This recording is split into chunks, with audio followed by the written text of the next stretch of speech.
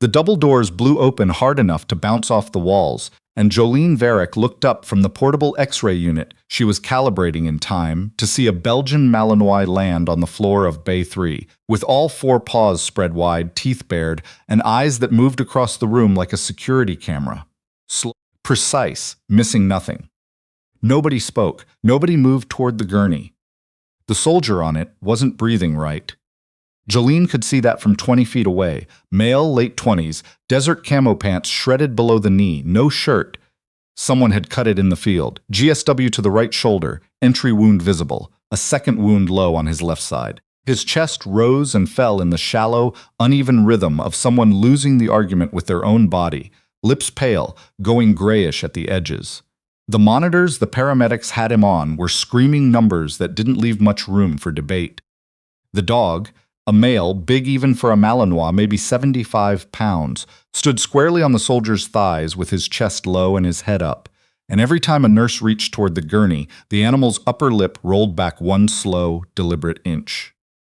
"Someone call animal control," Dr. Howard Brandt said. He was the trauma chief, silver-haired, efficient, the kind of doctor who kept score on a whiteboard in his office and never forgot a number. He was also standing 4 feet from the gurney and not moving closer. "We don't have time for animal control," a resident said. "Then sedate it." "With what on hand?" "I don't care, ketamine. That takes time to draw up, and if we agitate him before it kicks in, someone loses a hand." Jolene had been holding her breath. She let it out slowly, set down the calibration tool, and walked toward Bay 3. The charge nurse, a compact woman named Ruth, who had seen everything twice, stepped into her path. "Varek. Radiology. Go back to radiology." "I know what I'm doing." "You're an X-ray tech." "I know what I'm doing," Jolene said again, and something in her voice made Ruth step aside. She didn't rush, didn't go wide or approach from an angle that would read as flanking. She came in straight and slow, body slightly angled, eyes soft, hands visible and low. She'd done this before in places where getting it wrong meant more than a bite. The Malinois locked onto her, head tilted, ears rotating forward. Jolene stopped 6 feet out, crouched to bring herself below the dog's eye level, and waited. When she'd been 22, in Kandahar, a K-9 unit handler named Sergeant Ellie Rowe had made her practice this exact exercise until she could do it half asleep. "They read your body like a sentence," Rowe had told her. "Make sure it says the right thing." The Malinois took one step toward her. Jolene held still. She kept her hands loose and her breathing slow, and she did not look away. After 4 seconds that felt much longer, she turned her left palm up and extended it toward the floor. The dog dropped his nose and pressed it to her knuckles. He sniffed for a long time. He was reading something she couldn't see, layered information in the molecules of her skin, something specific. Then his ears flicked back once, and he stepped off the soldier's legs and sat at Jolene's side with the deliberate precision of an animal following a command it had been waiting for. The room exhaled. "He's all yours," Jolene said, and she stood and stepped back and let the trauma team move in like water through a broken dam. Brandt didn't look at her. He was already calling for a chest tray and O-negative blood and a portable ultrasound. His hands were moving before he finished speaking, and within 90 seconds, the bay was running the way it was supposed to run. Jolene stayed near the wall, with the dog pressed against her leg. The Malinois watched his handler with an intensity that was almost painful to witness. The specific, tightly wound focus of an animal that understood exactly what was happening and couldn't do anything about it. She rested her hand on the dog's head. He leaned into it. "You did good," she murmured. "You kept him here. Now let them work." The dog's tail moved once. A young tech from the float pool edged over. His name tag read Bryson. He was staring at the Malinois like it might suddenly change its mind. "How did you do that?" "Same way you do anything," Jolene said. "You show up and you don't flinch." Brandt's voice cut through the noise. "Varek." He didn't look up from the patient. She crossed the bay. The dog padded beside her, stopped when she stopped. "You know trauma procedure?" Brandt asked. His tone said he assumed she didn't. "Enough. Tension pneumo on the left. I need a second pair of hands." She moved without answering. She already had gloves on. She already knew where the needle decompression kit was because she'd worked in this bay for 3 years and she knew where everything was, even the things she wasn't supposed to need. Brant worked the needle. There was the sharp exhale of pressure releasing, then the oxygen numbers on the monitor started climbing back from wherever they'd gone. Someone behind them said, "There we go," in the voice of a person who'd been holding their own breath. "Good," Brant said. He still hadn't looked at her. "Chest tube next. Hold pressure here." She held pressure. The dog sat 2 feet back and watched the soldier's face. The soldier had no ID. The paramedics had found him at the edge of a construction site off Route 14. Called in by an anonymous tip, no witnesses, just a man bleeding in the gravel and a dog that wouldn't let anyone touch him. Military-issue vest on the dog, faded block letters. K9 Unit. A name tag on the vest that read Valor. Brant stabilized him enough for transport upstairs. The gurney rolled. Valor stood. Jolene put her hand on his collar. "Stay." He looked at her. Looked at the gurney. His whole body was coiled with the need to follow. "Stay," she said again. He sat. Brant paused at the door and glanced back. "You should go back to your floor. Someone needs to stay with the dog. Animal control can. He'll be calmer with someone he trusts. You want him calm when you're trying to work upstairs?" Brant left without answering, which was an answer. Jolene found an empty exam room and cleaned the shallow cut along Valor's right shoulder. Dried blood in the fur, no sutures needed, deep enough to sting. The dog didn't flinch once. He sat perfectly still and watched her the way he'd watched everything else, like he was cataloging information for later use. "You were in it with him," she said quietly, "weren't you?" Valor's tail thumped the floor once. She was wrapping the shoulder when the door opened behind her. She turned before she heard footsteps. The dog's ears had given her the signal. The man in the doorway was mid-40s, dark suit, the kind of posture that said military in civilian clothes. He had a badge clipped to his belt. "Mrs. Varek?" He said it like he'd already looked her up. "That's me. Special Agent Conrad Whitaker, Army SID." He stepped inside and let the door fall shut. "That's a military working dog. The man upstairs is a ranger. This is now a federal matter." "I figured." Whitaker looked at the dog, then at her. "You handled him like you've done it before."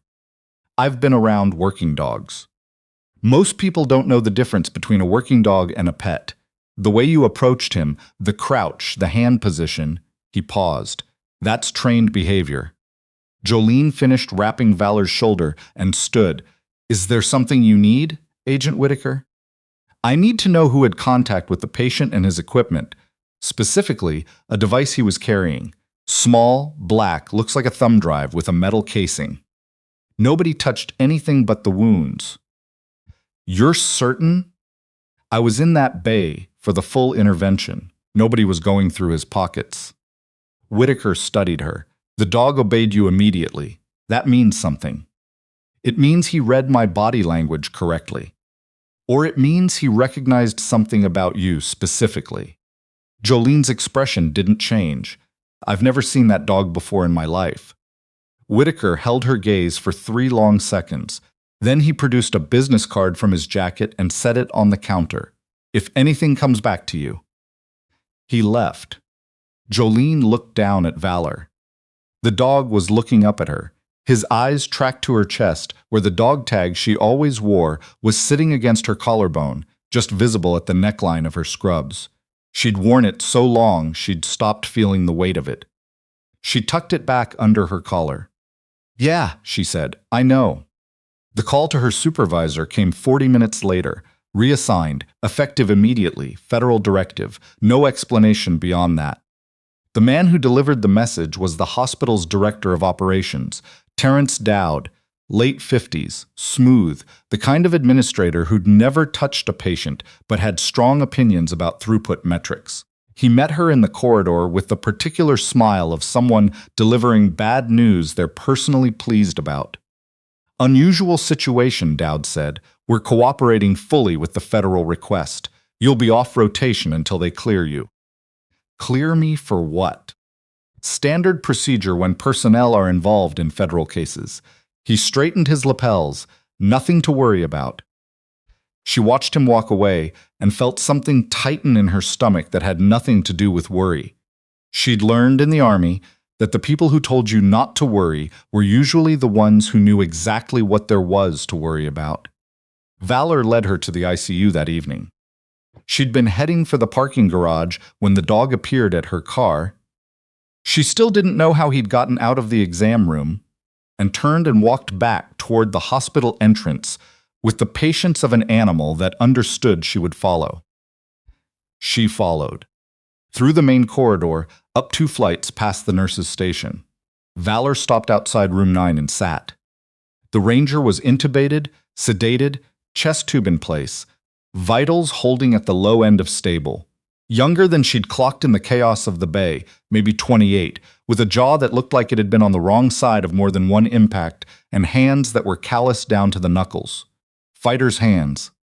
She checked the chart. No name. John Doe, federal hold, no visitors without CD authorization. Valor put his chin on the mattress rail. He's going to make it, Jolene told him. You got him here. That's what mattered. The door opened. Whitaker. He looked at her, looked at the dog, and made the calculation quickly. You shouldn't be in here. He led me. He was supposed to be secured. He's not especially interested in what he's supposed to do. Jolene didn't move from the bedside. He needed to see him. So I brought him. Whitaker came inside and let the door close. Miss Varek, your clearance to be in this room is exactly 0. Then we have something in common. She met his eyes. Because I checked, and the chart says no visitors without CID authorization. That includes your team's night nurse, who left 20 minutes ago and hasn't been replaced. So right now this patient is in a federally held room with no medical monitoring on site. She paused. That seem right to you? Whitaker's jaw tightened. He pulled out his phone, tapped something, and turned the screen toward her. She saw her own face, younger, desert camo. Jolene Varek. 68W Combat Medic, 82nd Airborne Division. Deployments, Afghanistan 2014-2016. Combat Action Badge, 2 commendations. Honorable Discharge, 2019. He lowered the phone. You want to tell me why a decorated combat medic is working as a radiology technician in a civilian hospital? Because radiology pays decently and nobody shoots at you. You've been around military working dogs in the field. Yes. And Valor recognized you. She glanced down at her neckline. The dog tag had worked its way back out. She didn't tuck it in this time. Dogs remember what they're trained to remember, she said. He scented the tag. Same branch insignia on the chain. I was probably close enough to unit members he'd worked with. Scent memories long. Whitaker looked at the tag, then at her. That's a more specific answer than before. I thought about it more. He was quiet for a moment. The man in that bed is carrying intelligence related to a weapons diversion operation that's been running for 18 months. Someone tried to intercept him before he reached this hospital. Someone who knew his route and his timeline. Inside leak. That's what it looks like. How far inside? Far enough that we're running background on every person who had advanced knowledge of the transport. He put the phone away, which means everyone in hospital administration who was briefed on incoming federal patients in the last 72 hours. Jolene was quiet. Then, Dowd pulled me off rotation tonight, said it was standard procedure. Dowd was in the briefing. The thing that had tightened in her stomach an hour ago pulled a notch tighter. The monitor alarm started at 11:40 p.m. Not the patient, the door sensor on the supply corridor 2 rooms down. A soft alert, the kind the night staff usually dismissed as a cart bumping a sensor. Whitaker was on the phone in the hall. Jolene was checking Valor's bandage. The dog's head came up before the alarm sounded. She had her hand on his collar before he moved, easy. His ears pinned flat. She went to the door, cracked it 2 inches. The corridor was empty. Emergency lighting hummed. The supply room at the far end showed a thin stripe of light under the door that hadn't been there an hour ago. She pulled the door shut and grabbed her radio. Whitaker. I'm here. Supply room, room 7 corridor. Light under the door. Valor flagged it. A pause, then stay with the patient. Lock the door. There's no lock on this door. Then brace it. She dragged the IV cart in front of it. It wouldn't stop anyone serious, but it would make noise. She checked the patient. Vitals climbing slightly, stress response even through sedation, and repositioned herself between the bed and the entrance. Valor stood at her knee, completely still, watching the door. The shot in the hallway came 10 seconds later. Single round, suppressed, the sound muffled but unmistakable to anyone who'd heard suppressed fire in a closed space. Jolene had. She grabbed the defibrillator and waited. Footsteps, 2 sets moving fast, then 1 set stopped outside the door. The IV cart scraped forward. Valor didn't bark, he just tensed, and Jolene felt the shift through her palm on his shoulder. The door opened 4 inches. She hit it with her shoulder from the other side, hard, and heard a surprised grunt. She shoved the paddles through the gap while the man was still off balance and pulled the trigger. The discharge was a white crack and a smell like burning copper. Someone went down. She yanked back, reset, kept the door braced. Silence. Then Whitaker's voice clipped and closed. Clear, Carter. Varek, you copy. Still here. We've got him. One more in custody, patient? She checked the monitors, vitals spiking but stable. He needs a sedation adjustment. Can you do that? Yes. A pause that said more than words, do it. It was Dowd. Whitaker told her at 3 a.m. in a conference room on the 2nd floor while Valor slept under the table with his head on her foot. Dowd had been selling patient logistics to a private security contractor for 2 years. Not ideology, not coercion. Money, straightforwardly. The contractor had clients with reasons to want certain federal patients inaccessible.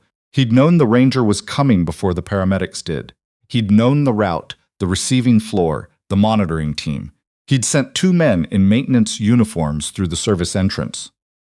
The man you shocked is talking, Whitaker said. The other one cut a deal inside of an hour. We have enough. Jolene wrapped her hands around a cup of bad coffee and said nothing. Dr. Brandt wants to know if you're coming back to your shift, Whitaker said. She almost laughed. Brandt doesn't know I exist. He does now. He put in a formal request to have you added to the trauma bay rotation. She looked at the coffee. Sid has a consultant program, Whitaker said. Medical division. Given your background. I left that background behind. It followed you anyway. I know. She set down the cup. That's different from choosing it. He nodded once, the nod of someone who understood the distinction. The offer stands if you change your mind. He left. Valor lifted his head when the door closed, looked at the empty chair, looked at Jolene. I know, she said again. The ranger, his name turned out to be Lieutenant Damon Craig, 75th Ranger Regiment, woke up the following morning asking for water and for his dog, in that order. Valor heard his voice through the door and was on his feet before Jolene could reach the handle. She let him in. The dog crossed the room in 4 strides and put his head on the mattress, and Craig's hand came down on the dog's neck with the slow, careful grip of a man who was still working out which parts of himself were intact.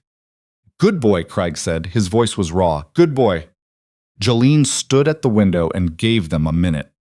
Then Craig looked at her. You were in the bay. Yes. He likes you. He was doing his job. I was doing mine. Craig studied her. His eyes were clear despite the sedation, the way some people's eyes got after they'd been in enough bad situations, surfaces that showed you what they wanted and nothing else. 68W? He asked. She raised her eyebrows. The way you moved in that room, and Valor doesn't trust people that fast without a reason. He shifted, winced, adjusted. What unit? 82nd. Tours? 2. He nodded slowly. And now you're in radiology. Somebody has to take the x-rays. The corner of his mouth moved. Sid talked to you? Whitaker. Yes. You take the consultant offer? Not yet. Craig looked down at Valor. The dog was pressed against the bed rail, completely relaxed now, breathing slow. The same animal who'd stood over a dying man in an emergency bay and held an entire trauma team at bay with nothing but the weight of his loyalty. For what it's worth, Craig said, whatever you're doing here, you're good at it. That's not nothing. I know, Jolene said. That's why I'm staying. She left them together, dog and soldier, the particular quiet of two beings who had already said everything they needed to say in the field and didn't need to repeat it here. In the hallway, she reached under the neckline of her scrubs and pulled the dog tag out so it rested on the outside of her collar, the way it used to hang when she was 23 and didn't think twice about anyone seeing it. She went back to work.